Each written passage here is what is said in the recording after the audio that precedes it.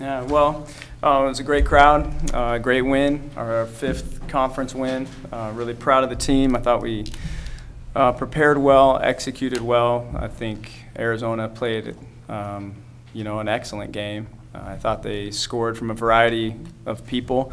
You key on McDonald, no question. She's such a talent, and we prepare for her. She's taken a majority of shots on their team, and then they had other people step up tonight. Kate Reese played great. Sam Thomas played great, and those players made us pay for every little mistake we made. I thought we settled in. We started off 11-2 right off the bat, and then it felt, hey, this is going to be easy. We're back home.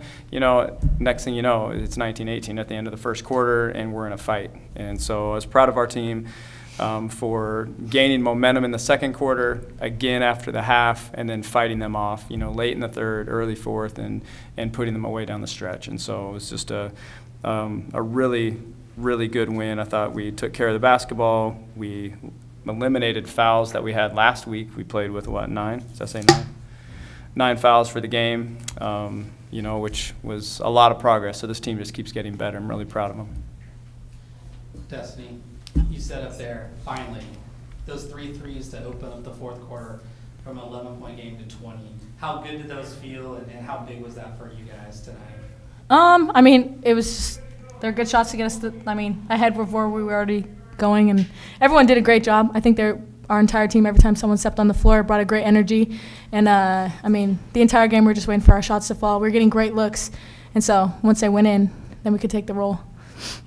Tay, how big were those? You knew that Arizona was going to make a run because they hung with you guys after you took that big lead in the third. How big were those shots, and how much that can maybe kind of not settle you guys down, but just give you maybe a chance to catch your breath and go, all right, now we can close this out? Yeah, like Destiny said, everybody's getting our good shots, and then people are stepping up, and I think Destiny stepped up a lot, and so we needed that. So it was just good to get going with her. Coach, seemed like a pretty disciplined second half. Overall, not a lot of fouls, not a lot of turnovers, and forcing a lot of turnovers at the same time. Is that the kind of basketball that you like seeing, want to see all the way through? Yeah, I think if somebody were to sum up how we play, I think it would be clean. We play a clean game.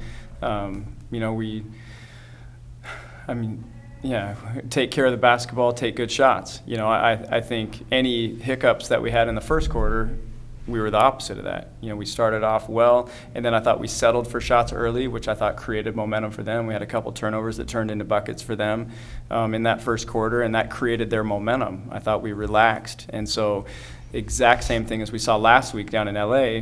We shot 55% both of those games, or on the weekend, I should say, and that was because of that execution, the decision making, and the efficiency that this team has learned to play with. We have so many weapons on the floor at a time.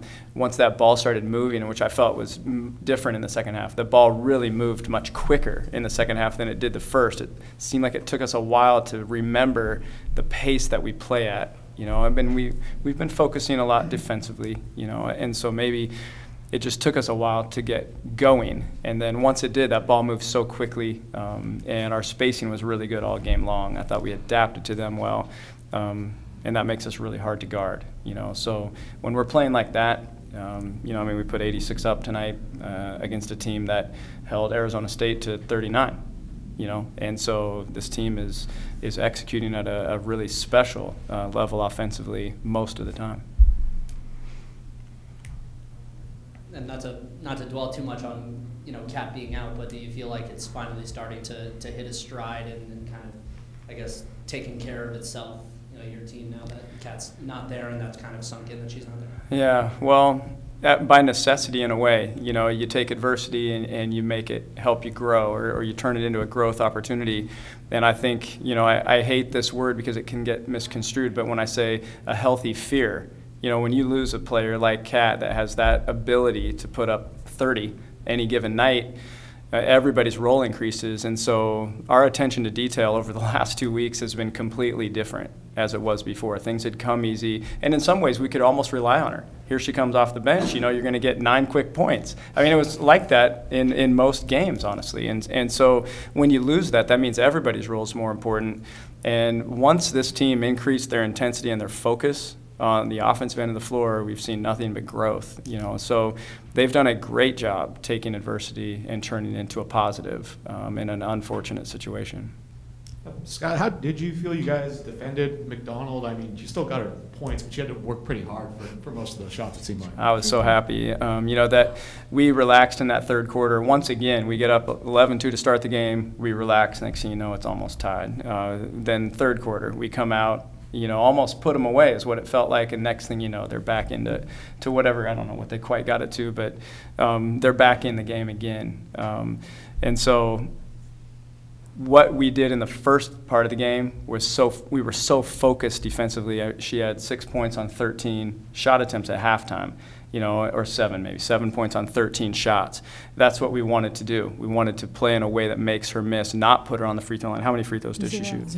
Zero free throws. Okay, so I mean that was one of our goals for the game. I mean she averages 8 a game, has the ability to create contact because of her athleticism, and so a big challenge in this game for our team, and honestly a big step in growth is playing without fouling at all.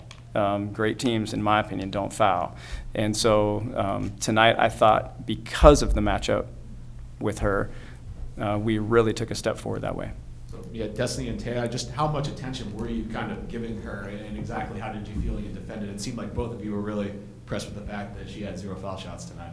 I think we prepared all week. I mean, she can obviously score. The stat sheet doesn't lie. And I think it's an important thing for us to be able to have a player like that and be able to control and kind of dictate what they can do on our floor, especially at home.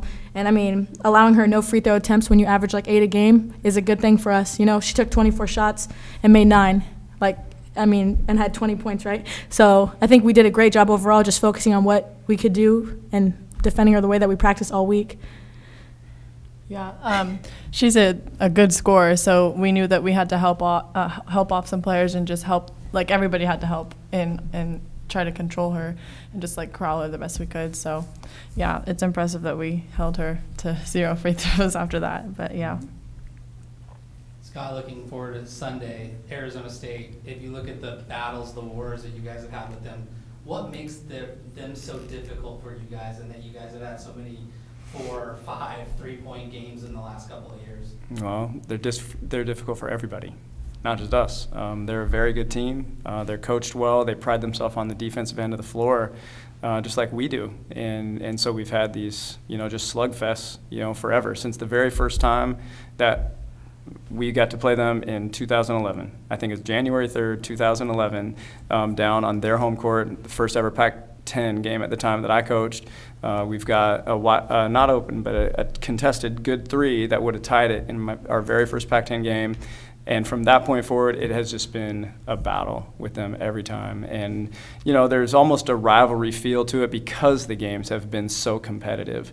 You know, last year we played them 3 times. We got them the first 2, and then they got us the last one. And so you just assume that a game like that is always going to be there, you know, with them. And so they've battled, you know, if you look at their schedule this year, I know it's Baylor. Who else have they played in the preseason? Baylor, Louisville, and there's one more top RPI, maybe Stanford, where they have played them all, you know, within 15 points, I believe, you know, if combined. Those guys, they've lost them, but they've played everybody tough this year. You know, so it's a team that's still intact from a year ago. I don't think they graduated anybody. They're all back, and so it's just a team full of great competitors, you know, with a defensive mindset. And so you're ready to roll your sleeves up and go to work because that's what a game against them demands. Tay, you played in 3 of those last year. What do you remember about Arizona State and what they're able to kind of do and how difficult they are to defend and to score against? Like Coach said, they're a really good defensive team and they're really, really gritty players, and I think that's what kind of that's their momentum is their defense. So kind of just working on offense this week and just making sure we know our matchups and everything this week will be our main focus. Destiny, Coach was saying leading into this week that, you know, looking at last year, you didn't really handle the ball all that much just in terms of practices, and then this year now you are indeed the primary ball handler, taking it all, you know, taking it up just about every single possession. From your, I guess, like from a confidence standpoint, you know, how much does that help being the primary ball handler here and kind of getting hot quick like you did in the 3rd and 4th quarter? You know, my teammates give me a lot of confidence, you know, when they believe and trust that I'm going to be able to get us on the same page, get us going from the beginning. That helps a lot. I think my confidence comes from my teammates, so I'm probably the most confident person because of them.